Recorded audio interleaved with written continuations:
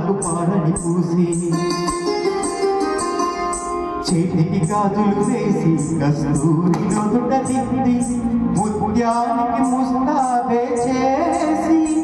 మా హృదయాలను భోగిలుగా మలచినై పల్లకిలో